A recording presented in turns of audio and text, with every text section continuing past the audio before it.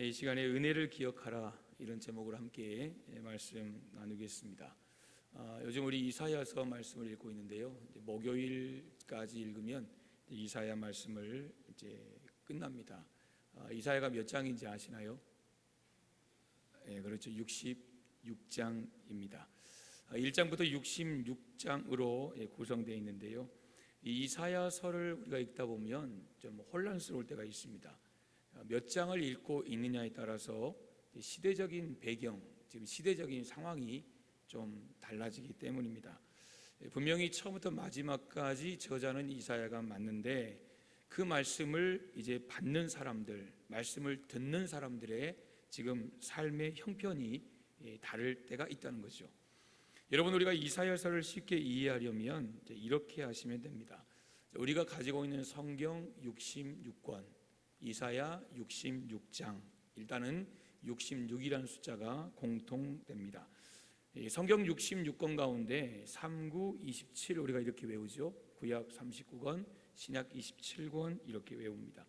그런데 39권으로 구성된 구약 성경은 주로 심판이죠. 하나님께서 에덴 동산을 만들어 주셨는데 그걸 잘못 관리하고 죄를 범함으로 쫓겨나고 여차여차해서 결국 선지서를 통해서 심판하신다.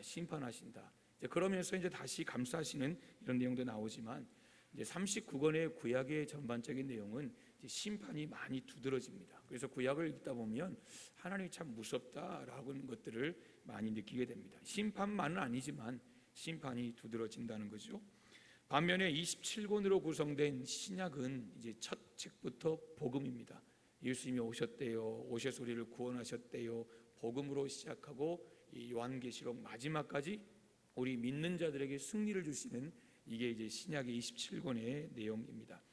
그러니 구약 성경을 읽을 때와 신약 성경을 읽을 때는 그 시대적인 배경과 또 그 말씀을 받는 사람들의 대상이 다릅니다. 그러니까 마찬가지예요. 이것을 우리가 이사야 66장에 연결을 시켜 보자는 거죠.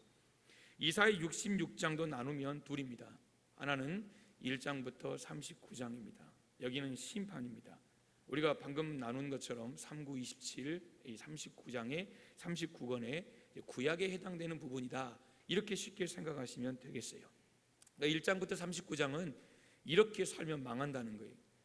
유다가 이렇게 살다가 멸망했고 그 유다 지역의 근동의 수많은 나라들이 결국 그렇게 살다가 망했다는 이야기가 1장부터 39장입니다. 그러니까 심판이 두드러지는 장이 1장부터 39장입니다. 이게 우리가 쉽게 말하면 말씀드린 대로 39 구약이라 생각하면 된다는 거죠. 그러나 이어지는 40장부터 66장은 회복이에요. 40장부터 마지막 장은 이제 분위기가 완전히 달라집니다. 회복시키겠다, 위로하겠다, 계속해서 이런 말씀이 나옵니다. 그래서 성경 전체로 보면 27권에 해당하는 이제 신약이라고 말할 수가 있겠죠. 그러니까 이것을 조금 신학적으로 말하면 1장부터 39장은 제1 이사야, 그리고 40장부터 66장은 제2 이사야, 이렇게 말할 수가 있습니다. 그런데 40장부터 66장을 또 둘로 나눌 수 있습니다. 그러니까 제2 이사야 이 부분을 지금 말씀드린 40장부터 66장을 둘로 나누면 조금 더 세분화시키면 이제 40장부터 55장까지는 바벨론 포로 생활을 하고 있는 거예요. 포로 생활을 하고 있는 이스라엘 백성들을 위로하시는 하나님의 말씀이 이사야 40장에서 55장까지의 내용이에요. 그러니까 1장부터 39장은 이렇게 살다가 결국 망했다는 거죠. 그리고 40장에서 55장은 이제 두 번째 이사야인데 이 부분의 첫 번째 단락인데, 그렇지만 우리가 바벨론 포로 생활하고 있지만 그 속에서 하나님의 위로와 회복의 메시지가 임하고 있다는 거예요. 그러면서 이 두 번째 부분인 이 두 번째 단락인 56장에서 66장까지는 포로 생활을 마친 겁니다. 그러니까 돌아온 거죠. 돌아온 이스라엘 백성들을 향한 하나님의 말씀이에요. 그러니까 선포하는 사람은 이사야 한 사람인데 이 선포된 이사야 말씀을 듣는 회중은 1장부터 39장이 다르고 40장부터 55장까지 다르고 56장에서 또 66장까지 내용이 또 듣는 사람이 회중이 또 다르다는 거죠. 그렇기 때문에 이것을 여러분들이 우리가 이해하지 못하면 이거 끌려간 건지 어떻게 된 건지 감이 잡히지 않는 책이 사실은 이사야서입니다. 그럼 여러분, 오늘 본문은 63장입니다. 63장은 어떤 상황일까요? 죄 짓는 동안입니까? 끌려간 상황입니까? 아니면 끌려가서 돌아온 상황입니까? 그렇죠. 56장부터 66장은 돌아온 상황이니까 지금 돌아온 이스라엘 백성, 포로 생활 70년을 마치고 귀환한 이스라엘 백성들을 향해서 하시는 말씀이에요. 그러면 한 가지 더, 심판에 대한 메시지입니까? 회복과 위로에 대한 메시지입니까? 그렇죠. 돌아왔어요. 회복과 위로에 대한 메시지예요. 그러니까 돌아왔으니까 아마 느헤미야 정도 시기 이렇게 생각하시면 될 거예요. 근데 돌아오긴 왔는데 여러분 70년을 떠나 있다가 돌아왔다고 생각해 보세요. 사람이 오랫동안 여행 갔다가 집에 돌아오면요, 사람이 없었던 흔적, 거미줄 쳐지고 막 지저분하잖아요. 이게 폐허거든요. 나라가 땅이 70년간 버려졌다는 거죠. 돌아왔는데 얼마나 삶이 어려웠겠습니까? 그러니까 돌아는 왔는데 위로와 회복의 메시지는 하나님이 하시는데 이스라엘 백성들이 정말 어렵다는 거죠. 그때 하신 말씀이 오늘 본문이에요. 7절을 보시면 내가 여호와께서 우리에게 베푸신 모든 자비 그의 찬송을 말하며, 지금 이사야가 말하는 거죠. 그의 사랑을 따라 그의 많은 자비를 따라 이스라엘 집에 베푸신 큰 은총을 말하리라. 이사야가 돌아온 이스라엘 백성, 그러나 여전히 힘든 그들을 향해서 말씀하고 있습니다. 여러분 위대한 선언입니다. 그러면서 하나님께서 이스라엘에게 베푸신 은혜를 열거하는 거예요. 오늘 그러면서 그것을 기억하라는 거예요. 그 은혜를 기억한다는 것은 지금 우리가 어렵지만 그보다 더 어려웠던 그 시대도 있지 않았냐. 포로로 잡혀있던 그 시대, 정말 억압과 착지와 폭력 속에 있었던 그 어려운 상황 속에서 하나님 우리에게 베푸신 은혜를 열거하면서 기억하라는 거예요. 그것을 세 가지로 오늘 설명을 하는데요, 세 가지의 은혜를 함께 찾아보기를 원합니다. 첫째는 8절입니다. 함께 같이 읽겠습니다. 시작. 그가 말씀하시되 그들은 실로 나의 백성이요 거짓을 행하지 아니하는 자니라 하시고 그들의 구원자가 되사. 아멘. 첫 번째 말씀은 그거예요. 이스라엘 백성들을 거룩한 백성으로 삼아 주신 그 은혜를 기억하라는 거예요. 거룩한 백성으로 삼아 주신 은혜. 여러분 이 지금 8절 말씀을 읽으셨는데 이 8절 말씀을 잠깐 풀어보겠습니다. 먼저 말씀 보세요. 그들은 실로 나의 백성이요. 맞아요, 틀려요? 맞지요? 하나님 백성이에요. 그러니까 이 말은 우리가 인정할 수 있어요. 하나님이 선택하신 백성이다. 이것은 구약에서부터 계속해서 선민 사상으로 그들이 가지고 있었어요. 맞아요. 그러나 이어서 하신 말씀 보세요. 거짓을 행하지 아니하는 자녀라, 이렇게 말씀하셨어요. 그리고 이 말은 맞아요, 틀려요? 지금 이스라엘 백성, 여러분한테 말한 게 아니에요. 이스라엘 백성을 향한 거예요. 그러니까 괜히 고민하지 마시고 마음껏 이야기하세요. 여러분 이 말이 맞아요, 틀려요? 이스라엘 백성들이 거짓을 행하지 않았나요? 구약 아시잖아요. 했어요. 여러분 이스라엘 백성들이 얼마나 하나님 앞에서 거짓말했습니까? 하나님만 사랑한다고 해놓고 뒤로 가서 금송아지 우상 만들고, 불평하지 않겠다고 해놓고 몇 별 불평 다 했잖아요. 그러니까 하나님께서 아브라함에게 바닷가의 모래처럼 이렇게 말씀하시고 하늘의 별처럼 말씀하신 그만큼 바닷가의 모래처럼 하늘의 여러분 별처럼 그렇게 불평하고 원망했던 사람들이 누구예요? 이스라엘 백성들이라는 거예요. 여러분 그러니 그들에게 거짓을 행하지 아니하는 자녀라 라고 말씀하신 것은 말도 안 되는 소리예요. 말도 안 되는. 그런데 하나님은 이스라엘 백성들을 그렇게 믿어주신다는 거예요. 할렐루야. 여러분 하나님이 그렇게 하시겠다는데 누가 뭐라 그래요? 하나님이 그렇게 하시겠다고 말씀하는데 하나님 어떻게 그럴 수 있습니까? 라고 누가 그렇게 말할 수 있냐고요. 여기서 우리는 하나님의 사랑을 알게 되는 거예요. 왜요? 하나님은 우리의 아버지시잖아요. 아버지 하나님이시잖아요. 여러분 부모라면요 자기 새끼 자기 자식에 대해 나쁜 말 안 해요. 여러분 안 그렇습니까? 어디 가서 자기 자식 흉보는 부모님들 이거 좋은 거 아니에요. 자기 자식 낮추는 거 아니에요. 그 자기 자식 깎아내리는 거예요. 절대 남 앞에서 자기 자식 흉보지 마세요. 좋은 거 아니에요. 물론 그렇다고 없는 거 뻥튀기 한 것도 잘못이지요. 그냥 솔직하게 뭐 이야기할 때 되면 이야기하면 돼요. 여러분 부모라면 자기 자식에 대해서 나쁘게 말하는 사람이 없을 겁니다. 비록 내 자녀가 지금 현재 사고를 치거나 그러지 마세요. 사고를 치거나 때로는 부모의 마음을 아프게 할지라도 자녀를 욕하거나 절대 함부로 말하지 않을 것입니다. 왜요? 비록 지금은 내 자녀가 문제가 많은 것 같아도, 그렇게 보여도 자식의 미래를 우리는 기대하지 않습니까? 여러분 그렇지 않아요? 맞죠? 맞아요. 이게 부모의 마음이에요. 근데 우리 하나님도 그렇다는 거예요. 하나님께서 아브라함을 불러서요, 그 일방적으로 계약하신 거예요. 아브라함이 하나님 잠깐만요, 나도 한번 계산 따져봐야 되잖아요. 물론 이런다고 아브라함의 득실 뭐 따질 것도 없지요. 무조건 이건 득이에요. 근데 하나님이 일방적인 계약이었거든요. 이게 언약이에요, 언약. 하나님과 약속은 일방적인 거예요. 하나님이 아브라함을 불러서 일방적으로 계약을 하심으로 아브라함의 후손은 다 하나님의 자녀가 됐습니다. 그 약속을 지키기 위해서 하나님은 이스라엘 백성을 애굽 땅에서 구원해 주셨고 70년 바벨론 포로 생활에서 친히 구원해 주셨어요. 그리고 오늘 본문에서 분명히 말씀하세요. 너희는 나의 백성이다. 너희는 거짓을 행하지 아니하는 나의 자녀라 그랬어요. 하나님이 그렇게 인정하시겠다는 거예요. 누가 뭐라고 하겠어요? 감히 누가 하나님 어떻게 그럴 수 있습니까? 이 민족이 이런 민족 아닙니까? 내 마음이라는 거예요. 하나님 마음이에요.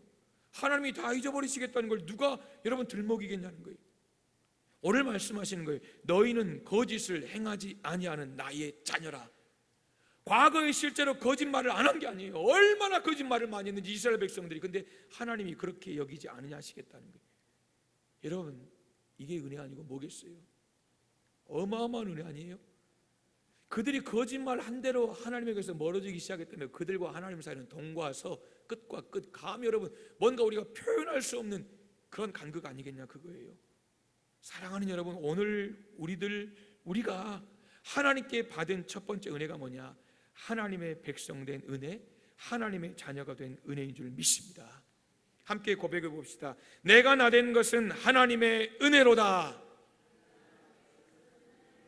한 번 더요. 내가 나된 것은 하나님의 은혜로다. 예, 하나님의 자녀가 된 것은 하나님의 은혜 때문인, 여러분 그 믿음 안에 사시기를 소망합니다. 아멘. 두 번째, 이스라엘 백성들의 환난에 하나님이 동참해 주세요. 환난에 동참해 주세요. 여러분 우리 이소부와 가운데요, 두 친구와 곰 이야기 아시죠? 두 친구가 길을 막 가다가 진짜 찐친인가 보죠? 절친인가 보죠? 걸어가는데 곰이 으악 나타났어요. 그러니까 이 두 친구가 이렇게 도망가고 한 친구는 올라가고 한 친구는 그대로 굳어버렸죠. 그래서 야, 죽은 건 곰이 안 먹는다더라. 이게 생각나서 그냥 엎드렸죠. 그리고 곰이 왔어요. 냄새를 맡았어요. 여러분 그리고 뭐라고 갔지요? 뭐라고 갔지요? 책 좀 읽으세요. 책 좀. 여러분 뭐라고 했죠? 야, 저놈하고 저런 놈하고 친구하지 마. 여러분 그랬잖아요. 기억나시죠? 그리고 갔다는 거예요. 이게 옛날 이소우화예요. 근데 현대판이 이런 이야기가 있어요. 똑같아요. 앞은 똑같아요. 두 친구가 길을 가는데 느닷없이 곰이 나타났어요. 사납고 큰 데다가 잽싼 곰이죠. 두 친구가 이제 죽을 힘을 다해 도망가기 시작했어요. 한 친구가 여러분 얼음된 게 아니고 죽을 힘을 다해 도망가기 시작했다는 거예요. 근데 아무리 달려도 여러분 곰이 정말 빠르더라고요. 아시죠? 등치는 이래도 사람 쫓아오는 거 보니까 와 무섭더라고요. 그러니까 한 친구가 달려가면서 말했어요. 야, 우리가 아무리 빨리 달려도 저 곰보다 빠를 수 없는데 어떡하냐 그랬다는 거예요. 그러니까 지금 죽겠다는 거예요. 어떡하냐 그랬어요. 근데 그 친구가 거친 숨을 몰아쉬면서 야야야, 지금 내 문제는 내가 어떻게 저 곰보다 빨리 달리느냐 하는 게 아니라 문제는 내가 어떻게 자네보다 더 빨리 뛸 수 있나 이거야 이랬다는 거죠. 와, 여러분 사납고 거대한 곰보다 누가 문제예요? 같이 가고 있는 친구놈이 문제더라는 거예요. 여러분 그러니 이제 친구는 더 이상 친구가 아니에요. 죽음을 피할 길이 없으니 어떻게든 친구를 그냥 이겨가지고 먼저 죽게 하고 내가 더 살아남아야 되는 거, 이게 관건인 거예요. 여러분 이게 이 시대예요. 이게 이 시대예요. 좋을 때는 친구 같고 좋을 때는 다 여러분 내가 너를 위해 죽을 것 같지만 내가 죽을 것 같은 상황에서는 네가 나하고 뭔 상관인데. 여러분 이게 이 시대라는 거예요. 이게 세상이라는 거예요. 우리는 지금 이런 환경에 살고 있습니다. 가까운 사람들 믿기가 어려워요. 정말 관계라는 것은요, 같이 한번 여러분 어려워 봐야 되는 거예요. 그잖아요. 정말 어려워서 나 좀 도와주라. 이런 상황이 돼야 정말 내가 저 사람에게 마음을 줄 수 있는지, 여러분 그런 상황 아니에요? 좋을 때는 다 좋아요. 근데 막상 문제가 딱 터지면 오랜 친구도 서로 경쟁 관계가 되더라는 거죠. 그런데 여러분 오늘 본문을 보시면 우리가 섬기는 하나님은 그렇지 않으시더라는 거예요. 할렐루야. 9절 보시겠습니까? 9절 여러분 천천히 한번 읽어보시겠습니다. 9절 시작. 모든 환난에 동참하사 자기 앞에 사자로 하여금 그들을 구원하시며 그의 사랑과 그의 자비로 그들을 구원하시고 옛적 모든 날에 그들을 드시며 안으셨으나. 아멘. 여러분 이게 하나님 말씀이에요. 이게 하나님 말씀이에요. 하나하나 보십시다. 그들의 모든 환난에 동참하셨다라는 것은 모든 고통 중에 함께 계셨다는 거예요. 함께 계셨다는 거예요. 욥이 고난을 당할 때 하나님은 저 위에서 초월자로 계셨던 게 아니에요. 욥이 그렇게 고난을 당할 때 하나님 마음 얼마나 아프셨겠어요. 왜요? 하나님이 허락하셨거든요. 하나님이 허락하지 않으셨으면 욥이 고난 당할 필요가 없잖아요. 근데 하나님이 허락하셨어요. 하나님 마음이 왜 안 아프셨겠어요? 그래서 욥의 고백처럼 정금처럼 그를 더 귀하게 빚어내시기 위해서 하나님께서 그를 연단의 과정으로 집어넣으신 거 아니겠어요? 똑같아요. 그들의 모든 환난에 9절에 동참하사 모든 고통 중에 함께 계셨다는 거예요. 하나님은 이스라엘 백성들의 고난에 직접 참여하시고 고통을 분담하셨다는 거예요. 그 다음 보세요. 자기 앞에 사자로 하여금 그들을 구원하시고, 사자라는 것은 왕 이 사자가 아니라 메신저를 말하는 거예요. 마치 구약에 천사를 보내시고 신약에는 예수님을 보내셔서 우리의 모든 것을 새롭게 하시고 구원하셨던 바로 그것을 말하는 거예요. 자기 앞에 사자로 하여금 그들을 구원하시고 천사를 통해 그리고 하나님의 은혜를 통해 예수 그리스도를 통해서 우리를 구원하셨다는 거죠. 그리고 마지막 옛적 모든 날에 그들을 드시며 안으셨으니 그랬어요. 드시며 안으셨으니. 안아주시는 하나님이시라는, 안아주시는. 여러분 이 말씀은 우리가 신약 성경으로 와서 바울이요 사도행전 9장에서 다메섹 도상에서 예수님을 만나잖아요. 그런데 예수님 만날 때 예수님이 하신 말씀을 우리가 묵상해 보면 더 쉽게 이해할 수 있어요. 부활하신 예수님을 사울이 만날 때 예수님이 이렇게 고백하셨죠. 사울아 사울아 네가 왜 나를 핍박하느냐, 왜 박해하느냐, 이렇게 말씀하셨거든요. 근데 사실 사울은 예수님 만나본 적이 없어요. 예수님 만나본 적이 없어요. 그러니까 사울을 사도라고 말할 때 어떤 사람들은 야 예수님 만나본 적도 없는 것이, 예수님께 택한 바지도 않은 것이 무슨 사도냐, 이렇게 비난하고 그를 멸시했거든요. 실제로 사울은 예수님을 직접 만나보지 못했어요. 그 예수님을 막 박해한 게 아니거든요. 근데 예수님 뭐라고 하셨다고요? 네가 왜 나를 박해하느냐 그러셨거든요. 사울이 예수님 박해한 게 아니라 누구를 박해했죠? 예수님을 따르는 그리스도인들을 박해했어요. 성도들을 박해했어요. 다시 말하면 성도를 박해하는 것이 누구를 박해하는 거예요? 예수님 박해하는 거예요. 곧 예수님은 성도들과 함께 하시고 성도들을 늘 동행하신다는 것을 바울 사도를 그 사도행전 9장을 통해 우리에게 말씀하십니다. 여러분 우리는 이 사실을 잊으면 안 돼요. 우리가 믿는 주님은 내가 환난 당할 때에 나 대신 아파하세요. 나를 위해 아파하세요. 그리고 나를 구원해 주시고 나를 안고 옮기시는 분이라는 것을 오늘 이사야는 이야기하는 거예요. 실제로 그랬잖아요. 홍해를 건널 때 그들이 발로 건넜지만 하나님이 가르쳤거든요. 요단강도 마찬가지였어요. 광야도 마찬가지였어요. 성경편도 하나님이 독수의 날개에 얹어서 가신 것처럼 아버지가 아내를 안음같이 그렇게 하나님이 그들을 안으셨다는 거예요. 오늘 이사야는 이스라엘 백성들을 향하여 말합니다. 지금 비록 이 땅이 황폐할지라도 하나님의 약속을 가지고 이 땅에 돌아왔지만 여전히 하나님의 약속 안에 있지만 이 땅이 비록 황폐할지라도 하나님이 우리에게 베풀어 주셨던, 우리를 안고 여기까지 오셨던 그 하나님의 은혜를 기억하라는 거예요.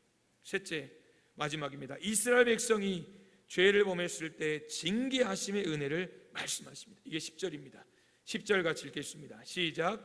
그들이 반역하여 주의 성령을 근심하게 하였으므로 그가 돌이켜 그들의 대적이 되사 친히 그들을 치셨더니. 아멘.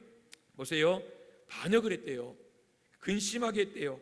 대적이 됐대요. 돌아서 버렸대요. 그러니까 그들을 치셨다라는 것입니다.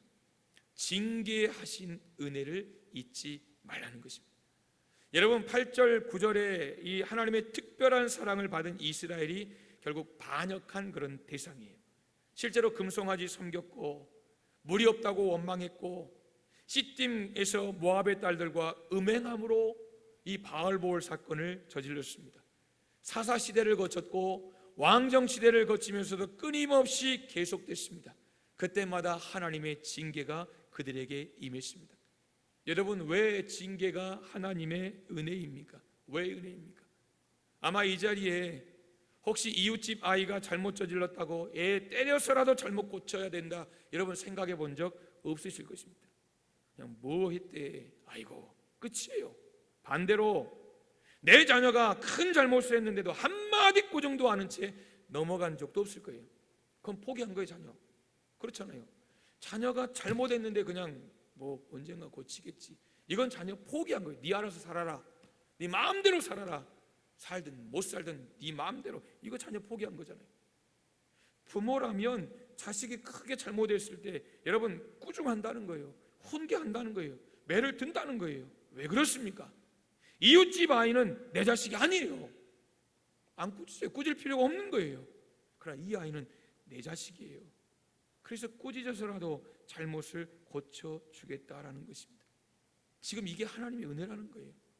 하나님이 징계하신다는 것은 이스라엘 백성들을 여전히 하나님께서 하나님의 자녀로 기억하고 품고 계신다는 거예요. 그래서 이사야는 말하는 거예요. 징계도 하나님의 축복이라는 거예요. 여러분 혹시 인생의 어려움 과정 가운데 계시다면 그것마저도 하나님의 축복이다. 이 고난도 하나님의 축복이다.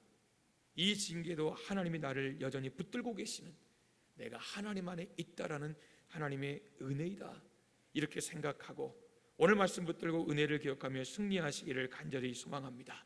말씀 맺겠습니다. 여러분, 하나님의 은혜를 기억하라. 우리 이사야는 그것을 우리에게 말합니다. 첫째, 나를 하나님 자녀 삼으신 그 은혜를 기억하라는 거예요. 둘째, 그 수많은 환난 가운데서도 나와 함께 하신 그 은혜를 기억하라는 거예요. 셋째, 징계는 비록 힘들지만 그 징계하신 이유는 여전히 나를 하나님의 아들로, 하나님의 딸로 품고 계시는 그 하나님의 사랑이기에 그 징계 또한 은혜인 줄 알고 기억하라라고 말씀하고 있습니다. 그러므로 하나님을 원망하고 불평하지 말고 하나님께서 베풀어 주신 은혜의 흔적, 그 사랑의 흔적, 그 자비의 흔적을 기억하고 하나님 은혜에 감사하며 이번 한 주간 동안도 하나님의 손 붙잡고 나아가는 그런 거룩한 우리 대성교회 성도들 다 되시기를 주님의 이름으로 축복합니다. 아멘. 이 시간 우리 함께 고백